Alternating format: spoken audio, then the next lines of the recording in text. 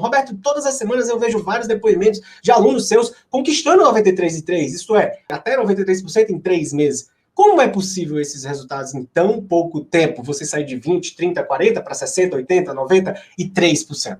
Um dos fundamentos do método 3.1 é você justamente intensificar o seu estudo na medida em que você vá avançando o seu conhecimento. Por exemplo, lembra que eu falei que sobre o método, a pergunta da Júlia, qual o melhor método para resolver questões? E a primeira coisa que eu quero pontuar é, não misture as coisas. Quando você alcança acertos de mais de 80%, você chega no que a gente chama de fase 3 de estudo. O que é a fase 3? É quando o cara está muito avançado. Que se você estiver acertando mais de 80% em uma disciplina, se eu te der um simulado hoje, com 20 questões, quem aqui, sim ou não, acerta mais de 80% de 20, 30 questões de português? Se você tem esse nível de conhecimento, aqui, para você, tem uma intensidade de estudos totalmente diferente de quem está começando, que a gente chama de fase 1. O que é a fase 1? É alguém que está acertando até 60%. E o que é a fase 2 do método 3.1? Por que o 3.1? Porque são 3 fases de estudo em um único método, tudo reunido de uma forma só. É quem está acertando entre 60%